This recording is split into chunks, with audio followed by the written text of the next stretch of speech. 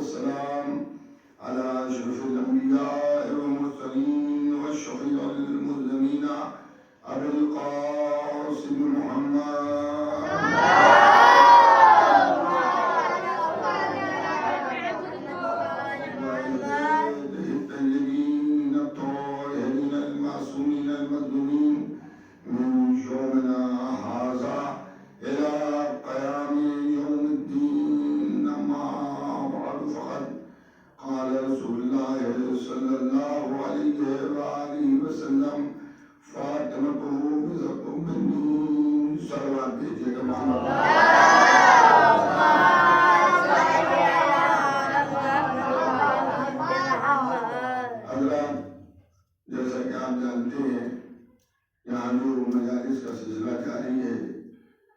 سلسلہ شہادت صدیقہ طاہرہ حضرت فاطمہ زہرا سلام ہے،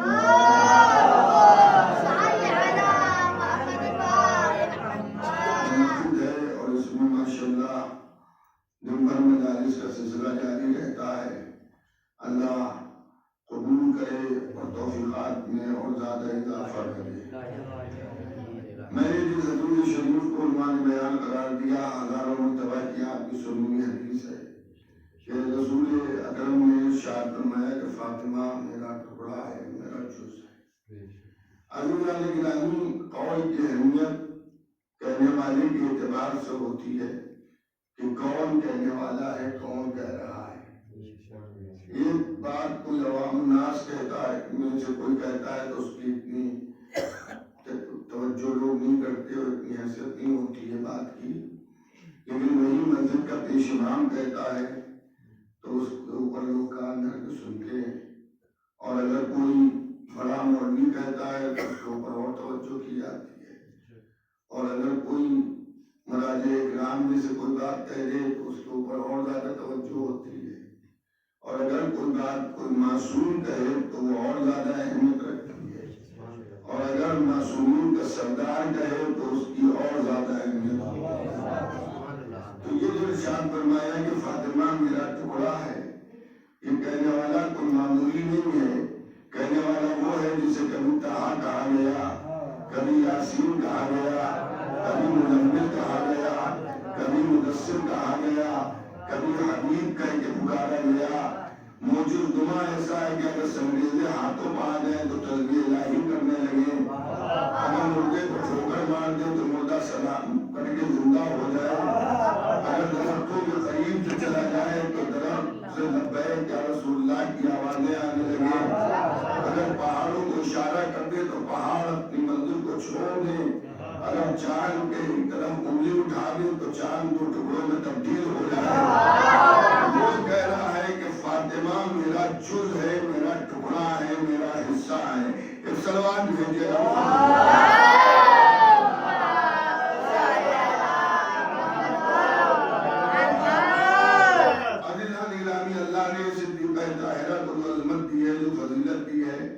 عورتوں میں کیا بلکہ مردوں میں بھی اتنی فضیلت اور اتنی عزت اور اتنی بلندی کسی کو نہیں ملی ہے۔ اگر بی بی زہرا کا ہمسر ہے کوئی تو مولا متقیانی ہے کہ جن کے لیے کہا گیا ہے کہ اگر علی نہ ہوتے تو میری بیٹی فاطمہ کا کوئی کفو نہ ہوتا، یعنی برابری والا نہ ہوتا، ہم پلہ نہ ہوتا۔ اب آپ حضرات مجالس میں مولا علی کی فضیلتیں سنا کرتے ہیں، مولا علی کی جو آپ فضیلتیں سنتے ہیں تو یہ سمجھ لیجئے کہ جتنی فضیلتیں مولا متقیان کی ہیں ان تمام فضیلتوں میں شرکت بی بی صدیقہ کی ہے۔ بی بی فاطمہ زہرا بھی اس میں شریک ہیں۔ اگر مولا علی مشکل کشا ہے کائنات کے لیے تو علی کی مشکل کشا ہے فاطمہ زہرا۔ آپ جانتے کہ جب نبی کریم نے مولا علی سے پوچھا کہ یا علی تم نے فاطمہ کو کیسا پایا، تو نبی کریم نے جب سوال کیا تو مولا متقیان نے جواب یہ دیا کہ میں نے اپنی عبادتوں میں فاطمہ کو اپنا مددگار پایا۔ جو ساری کائنات کی مدد کر رہا ہو، آدم سے لے کر آخری نبی تک جس نے ہر ایک کی مدد کی ہو، وہ یہ کہے کہ میں نے اپنی عبادتوں میں فاطمہ کو مددگار پایا، یہ بہت بڑی بات ہے۔ صلوات اور بھیج دیجیے۔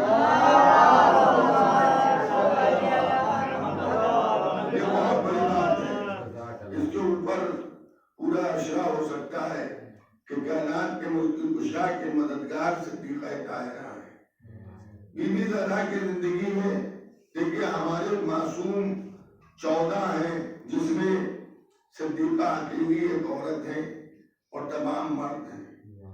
ان کے عہد میں جو معصوم تھے، جس میں حضور ختم مرتبہ مولا علی اور امام حسن اور امام حسین علیہ السلام، لیکن بی بی زہرا نے تبلیغ دین کو پردے کی چار دیواری میں رہ کے اس طرح پھیلائی، تبلیغ اسلام کی نشر و اشاعت کی کہ اور وہ یہودی عورتیں کہ جو اسلام کی دشمن تھی وہ بھی محمد رسول اللہ کا کلمہ پڑھتی ہوئی نظر آئی۔ یہودی عورتیں، کافر عورتیں، مجوسی عورتیں، دہریوں کے گھر کی عورتیں بی بی زہرا کے کردار کو دیکھ کر محمد رسول اللہ کا کلمہ پڑھ رہے ہیں۔ ایک عورت کو حق کا راستہ دکھانا مشکل کام ہے۔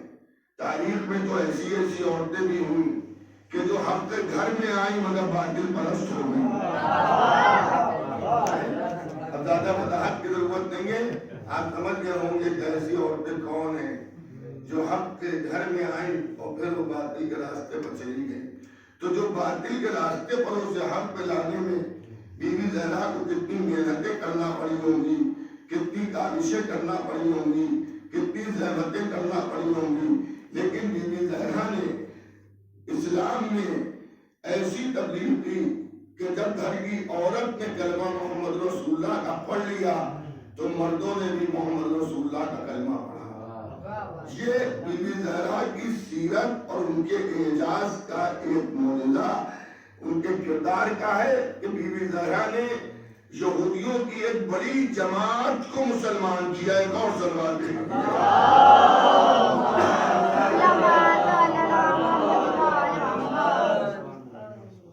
بہت سینکڑوں واقعات ہیں تاریخ کے اندر، اور اللہ نے بی بی زہرا کو بھی شرف یہ دیا کہ جلنے والے جلتے رہے۔ سلوات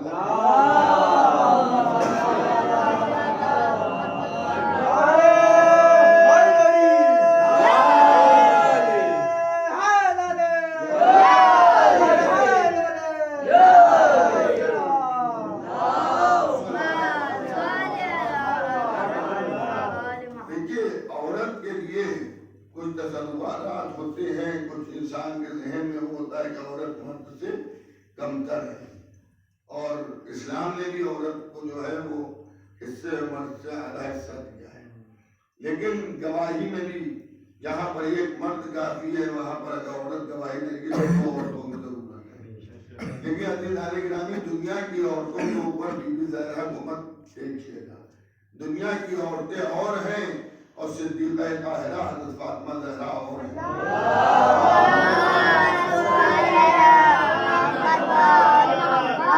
گھر کے اندر کا عالم یہ ہے کہ جب رسول کی ازواج میں سے ایک بی بی، نام لینے کی ضرورت نہیں ہے کہ جب وہ گئی ہیں تو انہیں عجیب منظر دیکھا، اور منظر انہیں دیکھا کہ نبی کی بیٹی آرام کر رہی ہے اور چکی چل رہی ہے، چوک پس رہے ہیں، آٹا نکل رہا ہے، تو وہ دیکھ کر حیرت میں پڑ گئی کہ یہ ہو کیا رہا ہے۔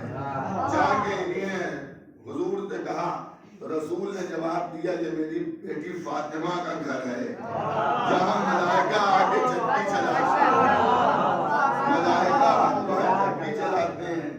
ظاہر ہے جو صاحبہ تھیں وہ حسد کی مالی بھی تھی، دوسرے دن پھر 2-4 دن کے بعد گئی تو کیا دیکھا کہ فاطمہ زہرا آرام کر رہی ہیں اور جھولے میں حسنین لیٹے ہوئے ہیں اور جھولے کو جنبانی ہو رہی ہے، کوئی قرآن کی تلاوت کر رہا ہے۔ بڑے غور سے دیکھتی رہی یہ کون ہے جو جھولا جھلا رہا ہے، کوئی نظر تو نہیں آیا، تو نبی کریم سے جا کے کہا کہ آج ہم نے ایک دوسرا منظر دیکھا کہ جھولا ہل رہا ہے، بی بی آرام کر رہی ہیں۔ پھر نبی نے ارشاد فرمایا میری بیٹی فاطمہ کا گھر ہے، یہاں ملائکہ آ کے بچوں کو جھولا جھلاتے ہیں، تو جہاں ملائکہ خدمت کے لیے آ رہے ہوں وہ آستانہ کتنا بلند ہوگا، وہ آستانے کی بلندی کا کیا عالم ہوگا۔ بی بی زہرا کی اگر آپ سماجی زندگی دیکھیں تو اس میں بی بی زہرا نے ایک یہودی کے گھر میں جا کے شرکت بھی کی شادی میں، وہ ہزاروں مرتبہ کا سنا ہوا واقعہ ہے آپ حضرات کا لیکن اس میں سے ہمیں ایک نصیحت آمیز چیز سمجھ میں آتی ہے. ہم بھی ایک ایسے ملک میں رہتے ہیں جہاں جنگا جمنی تہذیب ہے، جس میں ہمارے پڑوس میں رہنے والا ضروری نہیں ہے کہ مسلمان ہو. ہمارے ساتھ کام کرنے والے بھی غیر مسلم ہوتے ہیں. ہمارے بچے جن اسکولوں میں پڑھتے ہیں وہاں ان کے ساتھ اٹھنے بیٹھنے والے بھی غیر مسلم ہوتے ہیں. انسانی تقاضوں کے اعتبار سے دوستیاں ہو جاتی ہیں اور ایک دوسرے کو اپنی خوشی اور غم میں شریک کرتے ہیں. تو کبھی کبھی لوگ پوچھتے ہیں کہ اگر کوئی غیر مسلم اپنے کیا شادی بیاہ میں بلائے تو اس میں جانا کیسا ہے؟ عزیزان گرامی، جناب زہرا کی سیرت کو دیکھ لیجئے، بات سمجھ میں آ جائے گی. یہودی نے بلایا تھا، فاطمہ نہیں، اور جانے کے بعد ہوا کیا کہ مردے کو زندہ کیا اور پھر سب کو کلمہ پڑھا کے چلی آئی. یہ تو نہیں کہتا کہ آپ جہاں جائیے وہاں کلمہ پڑھائیے لوگوں کو. آزاد ہندوستان ہے، جس کا جو دل چاہے وہ اپنے مذہب پر باقی رہے، اس میں کوئی زبردستی نہیں ہے. لیکن ایک بات عرض کریں گے، اس پورے واقعے سے اس کو آپ حضرات سن چکے ہوں گے، اس لیے مجھے اسے دہرانا نہیں ہے، سنانا نہیں ہے. بس اتنا نتیجہ سمجھ لیجئے. اگر کوئی آپ سے پوچھے تو آپ کہیے جیسے بی بی زہرا گئی تھی ویسے جائیے، وہاں کے اثرات لے کے نہ آئیے، اپنا اثر وہاں چھوڑ کے آئیے.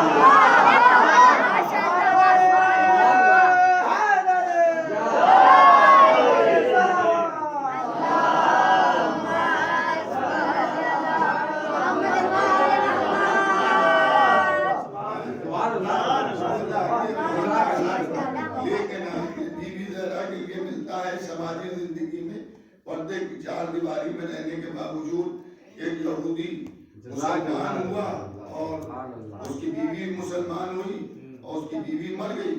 تو اس یہودی عورت کو کوئی غسل دینے والا نہیں تھا، غسل مل جاتا. اور ٹھنڈی راتیں تھی، کوئی نہیں نکلا تو بیوی اپنے بیت الشرف سے تشریف لے گئی اور اس کے آخری رسومات کو بی بی زہرا نے انجام دیا. یہ سماجی زندگی ہے.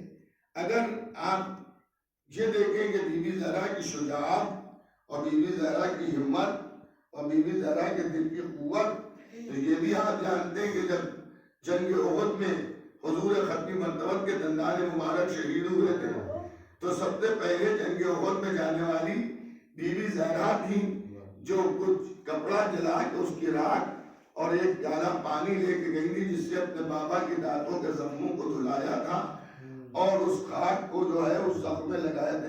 فرسٹ ایڈ جو تھی میدان جنگ میں صدیقہ طاہرہ نے دی. اگر جس میدان کا عالم یہ تھا کہ بڑے بڑے مجاہدین اسلام پہاڑوں کی چوٹیوں پر نظر آ رہے تھے اور رسول جنہیں بلا رہے تھے وہ بھاگ رہے تھے، لیکن فاطمہ ایسے عالم میں بھی چلی گئی. اگر کمزور دل ہوتی تو کبھی بھی میدان میں نہ جاتی. ایک اور صلوات بھیجیے گا.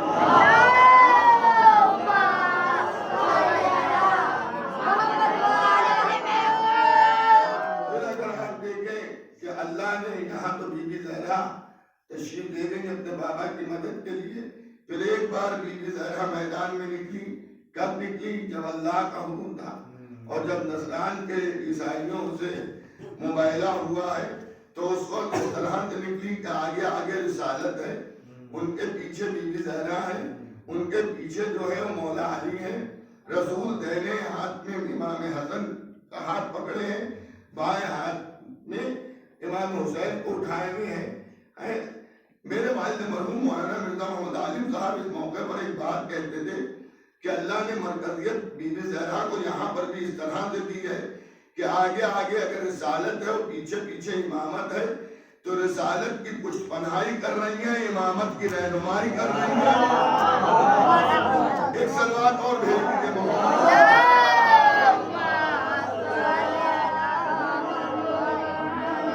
اور اس میدان میں جس میں فاطمہ زہرا جھوٹوں پر لعنت کرنے کے لیے گئی تھی، اس میدان سے بھی بی بی زہرا جو ہے وہ کامیاب ہو کے لوٹے. بی بی زہرا نے ایک دلیری اور شجاعت کا مظاہرہ اس طرح سے بھی کیا کہ جب شہزادی کونین کا علاقہ فدق کو غصب کیا گیا تو شہزادی علاقہ فدق کو حاصل کرنے کے لیے ایسے دربار میں گئی جو ظالم کا دربار تھا، جابر کا دربار تھا، گناہگار کا دربار تھا، جس کے پاس انسانیت تھی کہ اس کا دربار تھا، لیکن بی بی زہرا اس کے دربار میں اپنا حق لینے کے لیے گئی۔ یہ کوئی کمزور دل عورت اگر ہوتی تو وہ گھر میں چپکی بیٹھ جاتی۔ اگر گھر کے مرد کہتے بھی کہ آواز اٹھاؤ تو وہ کہتی آواز اٹھانے کی ضرورت نہیں ہے۔ لیکن جب علاقہ فدق، جسے لوگ باغ فدق کہتے ہیں، باغ کا تصور آپ حضرات اگر دیہاتوں سے تعلق رکھتے ہیں تو آپ کو معلوم ہوگا کہ باغ بہت بڑا باغ ہے، 10 بیگھے کا، 20 بیگھے کا، 25 بیگھے کا ہوگا، پورا علاقہ باغ نہیں ہوتا ہے۔ تو باغ فدق اصل میں علاقہ فدق تھا جو صدیقہ طاہرہ کو اللہ کی طرف سے عطا کیا گیا، رسول کو ملا، اور رسول نے جو ہے وہ بی بی زہرا کو دیا۔ کیونکہ یہاں چھوٹے طالب علم بھی تشریف فرمائے تو میں ایک فقہی مسئلہ بیان کر دوں۔ دیکھیے ایک چیز وہ ہوتی ہے جسے مال غنیمت کہتے ہیں۔ مال غنیمت وہ ہوتا ہے جو میدان جہاد میں جہاں مسلمانوں کا خون و پسینہ گرتا ہے اور اس کے بعد جنگ سے وہ فارغ ہوتے ہیں، کامیاب ہوتے ہیں، تو جو مال ہوتا ہے مال غنیمت کہلاتا ہے۔ اس میں 5واں حصہ جو ہے وہ رسول اور آل رسول کا ہوتا ہے، اور اس کے بعد وہ مال غنیمت بانٹ دیا جاتا ہے۔ لیکن ایک مال اور بھی ہے جو مال غنیمت نہیں ہوتا ہے، اس کے لیے یہ ہے کہ جو صرف روب اسلام کی وجہ سے مسلمانوں تک آ جائے، رسول تک مال پہنچ جائے، جس میں نہ تلوار چلے، نہ خون کا ایک قطرہ زمین پر گرے کسی مسلمان کا، نہ پسینے کا قطرہ کسی مسلمان کا زمین پر گرے، اور خالی وہ روب اسلام کی وجہ سے اسلام کو مل جائے، تو وہ مال فے کہلاتا ہے۔ اور یہ مال جو ہے فقط رسول اللہ کا ہوتا ہے، اس میں کوئی دوسرا شریک نہیں ہوتا ہے۔ تو جو علاقہ فدق تھا، اس کے ساتھ ہوا یہ تھا کہ جب خیبر فتح ہوا، خیبر بھی علاقے کا نام ہے، قلعے کا نام قموس ہے۔ جو قلعہ جو مولا علی نے فتح کیا تھا وہ قلعہ قموس تھا، اور یہ علاقہ تھا خیبر کا، جیسے اور جگہوں پر بڑے بڑے علاقوں ہوتے ہیں، قلعے ہوتے ہیں شہروں میں، ویسے ہی خیبر کے علاقے میں یہ قلعہ تھا۔ جب اس قلعے کو فتح کیا تو یہودی کمزور پڑے، اور اس کے بعد یہ سب جا کے علاقہ فدق میں بس گئے، اور علاقہ فدق میں بسنے کے بعد انہی نے اسلام کے خلاف تحریکیں چلائی، اور یہاں تک تاریخ میں ملتا ہے کہ انہی نے مسلمانوں کو، جو تاجر مسلمان اس طرف سے جاتے تھے، ان کے قافلوں کو لوٹتے تھے اور مردوں کو قتل کر دیا کرتے تھے۔ جب اس کی خبر رسول اسلام کو ہوئی تو رسول اسلام نے شیر خدا علی مرتضیٰ کو بھیجا کہ جا کے اکیلے جا کے وہاں خیبر کے یہودیوں کو سمجھائیے، اور ان سے یہ کہیے جو علاقہ فدق میں رہ رہے ہیں، ان سے کہیے اگر تم اپنی حرکتوں سے باز نہ آئے تو پھر ہم تمہیں سمجھائیں گے جو سمجھانے کا طریقہ ہے، یعنی جنگ ہوگی۔ مولا علی اکیلے گئے تو پہلے تو سب سے بڑی شجاعت کی بات یہ ہے کہ اتنے یہودیوں میں علی اکیلے چلے گئے، اور اس کے بعد پھر میرے مولا نے وہاں ارشاد فرمایا کہ بھائی دیکھو ایسا ہے کہ تمہاری بڑی شکایتیں آ رہی ہیں، تم اس طرح سے گڑبڑ مچائے ہوئے ہو، اور اس طرح سے تم لوگوں کو، مسلمانوں کو پریشان کر رہے ہو، صحیح ہو جاؤ، ورنہ پھر ہاتھ بھی علی کے وہی ہیں اور تلوار بھی علی کی وہی ہے، تلوار بھی علی کی وہی ہے، تو پھر نتیجہ اس کا اچھا نہیں ہوگا۔ تو وہ سب جو سردار تھے وہاں پر یہودی، وہ بیٹھے، انہوں نے یہ طے کیا کہ معاملہ جب خیبر کا قلعہ انہی نے فتح کر لیا تو بھی ہمارا علاقہ فتح کرنے میں تو کوئی بات ہی نہیں ہے۔ تو انہی نے ایک معاہدہ کیا، اور اس معاہدے میں یہ طے ہوا کہ اس علاقے کا آدھا حصہ آپ کو ہم دیتے ہیں اور آدھے حصے میں ہم رہیں گے، اور اگر ہم پھر بھی کچھ گڑبڑ کرے اسلام کے لیے تو وہ آدھا حصہ بھی آپ کا ہے۔ اور اس کے بعد انہی نے پورا معاہدہ لکھا، اور لکھنے کے بعد اس پر وہاں کے جو ذمہ دار تھے انہی نے اپنے دستخط کیے، مولا علی نے دستخط کیے، اور اس کے بعد اس معاہدوں کو لے کر حضور ختم مکتبت کی خدمت میں مولا تشریف لائے، اور لانے کے بعد مولا نے پورا واقعہ سنایا۔ نبی کریم نے حضرت علی کو پورا اختیار دیا تھا اس وجہ سے نبی کریم نے کہا یا علی جو آپ نے طے کیا میں اس پر راضی ہوں. نبی کریم نے بھی اس پر دستخط کر دیے. عزیزان گرامی اب ایک بات ماننا پڑے گی, آپ کے پاس بھی اگر مدرسے سے کوئی کاغذ آتا ہے, کوئی اگر چھٹی کہ جو ہے نوٹس بھی آتا ہے, تو پہلے اسے مدرس پڑھتا ہے اور اس کو پڑھنے کے بعد پھر اس پہ دستخط کی جاتی ہے. توجہ ہے یا نہیں ہے؟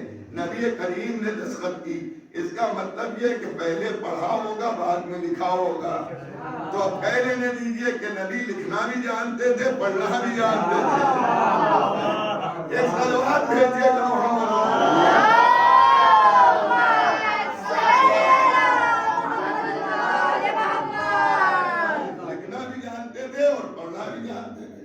اور اس کے بعد یہ جو علاقہ تھا اس کے اوپر حضور ختم النبوت کا قبضہ ہو گیا, جس میں اس علاقے سے الگ 7 بڑے کھجور کے باغ بھی تھے جو یہودیوں نے وہ بھی تحفے میں نبی کریم کو دیے تھے. نبی کو جب یہ سب مل گیا تو قرآن کے اندر پروردگار عالم نے ایک آیت نازل کی جس کا مطلب یہ تھا کہ آپ ذی القربیٰ کا حق انہیں دے دیجیے. تو نبی کریم نے جناب جبرائیل سے سوال کیا, جانتے تھے نبی مگر تاریخ میں بات محفوظ ہو جائے, کہ یہ بتاؤ اللہ سے پوچھو کہ کون سا حق کسے دے دیا جائے. تو جناب جبرائیل نے اللہ سے پوچھا پروردگار کون سا حق کسے دے دیا جائے, یہ تیرا حبیب پوچھ رہا ہے. تو آواز قدرت آئی کہ فدق فاطمہ زہرا کو دے دیا جائے. ایک اور سلوات بھیج دیجیے.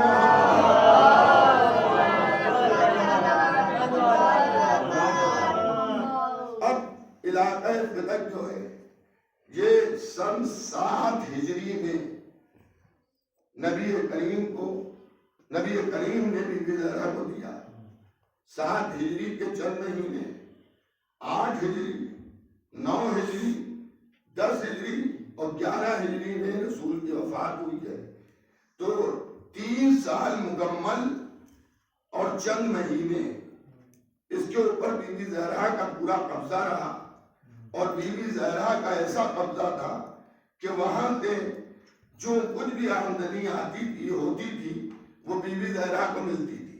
لیکن قابل تعریف یہ بات ہے کہ اتنے بڑے علاقے کی آمدنی شہزادی کے پاس آتی رہی, لیکن نہ شہزادی کا رہنا سہنا بدلا, نہ لباس بدلا, نہ کھانے کا انداز بدلا, نہ مکان کی تعمیر کا طریقہ بدلا, بلکہ اسی طرح سے پیون لگی چادر اوڑھتی رہی, سوکھی روٹیاں کھاتی رہی, فاقوں پہ فاقے کرتی رہی, اسی گھر میں رہتی رہی.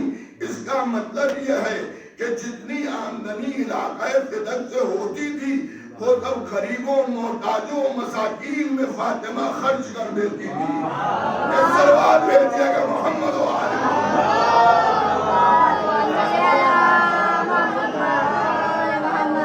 ایک اور اس سے بہتر سلوات بھیجیے.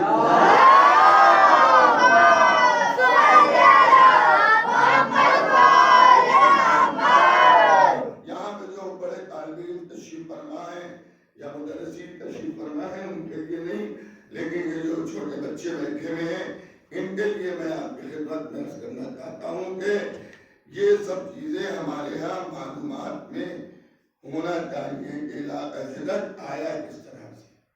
اور پھر بی بی زہرا نے اس کے اوپر قبضہ رکھا اور ظاہر اتنا بڑا علاقہ تھا تو اس میں ملازمین رکھے گئے, منیجر رکھا گیا جو حالات کو دیکھے اور آمدنی جو ہو اسے صحیح طریقے سے شہزادی تک پہنچائے. یہی وجہ ہے کہ جو لوگ مدینے جا چکے ہیں یا انشاءاللہ جو لوگ جائیں گے وہ دیکھیں گے مسجد نبوی میں ایک چبوترا ہے, آج بھی ہے, جسے اصحاب صفہ کا چبوترا کہا جاتا ہے. وہ چبوترا ہے شہزادی کونین کے گھر کے دروازے کے سامنے. جب آپ دریافت کیجئے گا تو معلوم یہ ہوگا کہ اسی چبوترے کو اوپر مخلوق الحال, بھوکے, بے روزگار, محتاج, بیمار آ کے بیٹھتے تھے اور انہیں بی بی زہرا کے گھر سے اتنا ملتا تھا کہ فقیر آتا تھا غنی بن کر جاتا تھا، کسی دوسرے دروازے پر جانے کی اسے ضرورت نہیں پیش آتی تھی، وہیں دیتا مل جایا کرتا تھا۔ جب دور خلافت، جب غدیر کی مخالفت میں سقیفہ میں ایک میٹنگ کی گئی اور کسی کو بنایا گیا اور وہ بن گیا، تو اس نے پہلا کام کیا کہ علاقہ فدق کے اوپر اس نے قبضہ کر لیا۔ جب علاقہ فدق پر اس نے قبضہ کر لیا تو شہزادی کو جب خبر ملی ہے، جب شہزادی کے اسٹاف کے لوگ آئے ہیں جو وہاں ملازمین تھے، جب واپس آئے انہوں نے بتایا کہ وہاں تو قبضہ ہو گیا ہے اور ہم سب کو وہاں سے نکال دیا گیا، حکومت نے قبضہ کر لیا ہے، تو شہزادی نے ارادہ کر لیا کہ ہم اس کے خلاف احتجاج کریں گے۔ اور جب احتجاج کی غرض سے دربار خلافت میں بی بی زہرا گئی ہیں تو انداز یہ کہ بی بی زہرا کے ساتھ تین معصوم ہیں، کل ملا کے 4 معصوم، ایک شہزادی کونین ہے، ایک مولا علی ہے، ایک امام حسن ہے، ایک امام حسین ہے، اور ایک ہے انہی کے گھر کی قریب ام ایمن۔ ان کو لے کر بی بی پہنچی ہے وہاں، اور جا کے انہوں نے خلیفہ سے کہا کہ تم نے میرے علاقے پر فدق کے اوپر، علاقہ فدق پر قبضہ کر لیا، وہ میرا حق ہے، اسے مجھے واپس کرو۔ تو اس نے کہا کہ اس کے اوپر گواہ لائیں گے، گواہ پیش کیجئے۔ تو بی بی زہرا نے مولا علی کو گواہ میں پیش کیا، امام حسن امام حسین کو گواہی میں پیش کیا، ام ایمن کو گواہی میں پیش کیا۔ اس نے سب کی گواہیوں کو رد کر دیا۔ اس نے علی شوہر ہیں اس لیے گواہی منظور نہیں ہے، حسن حسین آپ کی اولاد ہے اس لیے گواہی منظور نہیں ہے، ام ایمن جو ہے وہ عورت ہے اس لیے ان کی گواہی قابل اعتماد نہیں ہے، کم سے کم 2 عورتیں گواہی دیتی ہیں، اکیلی پڑھ رہی ہیں۔ عزیزان گرامی، نہ جانے اس کمبخت کو کیا ہو گیا تھا کہ اس نے ایسے گواہوں کو رد کر دیا کہ جنہوں نے اللہ اور رسول کی گواہی دی ہے۔ مولا علی نے اللہ اور رسول کی گواہی دی ہے، مولا علی کی گواہی کو رد کیا، حسن حسین کی گواہی کو رد کیا جو جوانان جنت کے سردار ہیں۔ عزیزان گرامی، میں کہوں گا بی بی زہرا آپ جو ہیں وہ گواہ بدل دیجئے، آپ پاس گواہوں کی کمی تھوڑی ہے۔ سلمان کو لے آئیے، ابو ذر کو لے آئیے، مقداد کو لے آئیے، فضہ کو لے آئیے، ام الفضل کو لے آئیے، ام سلمہ کو لے آئیے۔ آپ پاس عورتوں میں بھی گواہ ہیں اور مردوں میں بھی گواہ ہیں۔ کہا نہیں، بس میں مقدمہ یہیں تک لڑوں گی، اس نے علی کی گواہی نہیں مانی ہے، علی کی گواہی نہیں مانی ہے، جو اللہ کی گواہی دے رہا ہے، جو رسول اللہ کی گواہی دے رہا ہے۔ جب یہ علی کی گواہی نہیں مان رہا ہے اور مجھے جھٹلا رہا ہے، توجہ کیجئے گا، مجھے جھٹلا رہا ہے، تو یہ جو 4 ہیں، بی بی زہرا، مولا علی، امام حسن، امام حسین، یہ 4 وہ ہیں جن کے لیے آیت تطہیر بھی آئی ہے، آیت تطہیر بھی آئی ہے۔ آیت تطہیر کا نزول ان 4 ہستیوں اور ایک رسول اسلام 5 کے لیے ہوا ہے کہ اب ان کے قریب کوئی برائی نہیں آ سکتی ہے، تو جھوٹ بولنا بھی ایک برائی ہے۔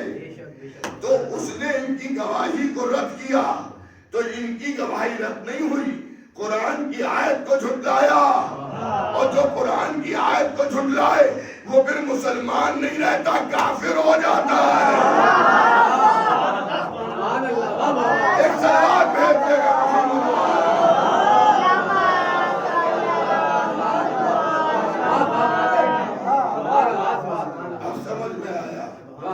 اب سمجھ میں آیا کہ بی بی زہرا نے سلام کا جواب کیوں نہیں دیا؟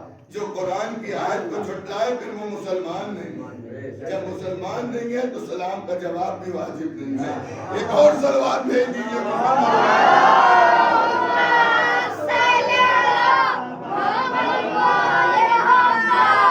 ظاہر ہے کہ مدرسہ رضویہ میں یہ مجلس ہو رہی ہے تو طالب علم ہے، چھوٹے طالب علم جو ہمارا مستقبل ہے آگے چل کے، یہ کسی مسجد کے پیش امام ہوں گے، کہیں کسی شہر کے امام جمعہ ہوں گے، انہیں کے منبر آباد ہوں گے تو ان بچوں کے یادداشت میں بات رہنے کے لیے اور کبھی اگر عوام الناس میں کچھ سوال کرے تو اس کا جواب دینے کے لیے ایک بات عرض کر دوں کہ یہ جو علاقہ فدق تھا یہ دور خلافت میں پہلی خلافت بعد رہا، پھر دوسری خلافت بعد، پھر تیسری خلافت بعد، اور پھر مولا علی کے پاس آیا۔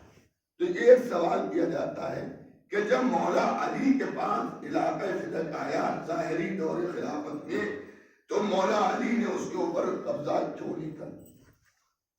یعنی اسے کہتے کہ میرا حق ہے، میرے بچوں کا حق ہے، اور اسے اپنے بچوں اور اپنے لیے محسوس کر دیتے۔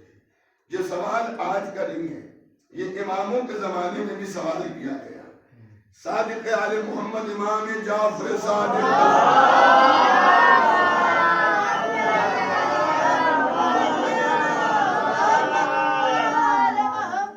چھٹے امام سے پوچھا گیا تو چھٹے امام نے آپ کو معلوم ہے کیا خوبصورت جواب دیا کہ جب رسول اسلام نے ہجرت کی ہے مکے سے مدینے کے لیے تو رسول اسلام کا جو گھر تھا، جو آبائی ان کا گھر تھا، اس کے اوپر ابو جہل نے قبضہ کیا اور اسے بھیج ڈالا۔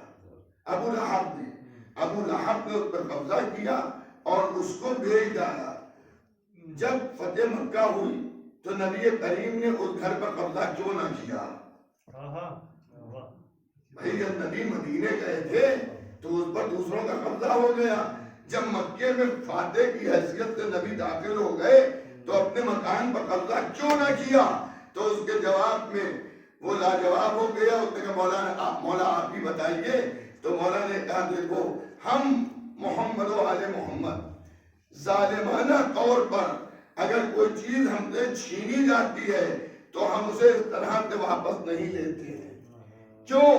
اس لیے واپس نہیں لیتے تاکہ غاصب کے اوپر عذاب میں اضافہ ہوتا رہے اور ہماری جدہ پر رحمت نازل ہوتی رہے۔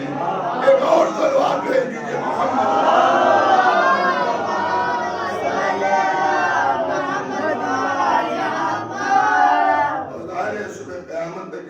جاری رہے گا اور ان پر لعنت ہوتی رہے گی کہ جنہوں نے حق فاطمہ زہرا غصب کیا، ان کے اوپر لعنت ہوتی رہے گی اور ان کے اوپر ہم لعنت کریں نہ کریں تب بھی پروردگار عالم جو ہے وہ لعنت بھیجتا رہے گا۔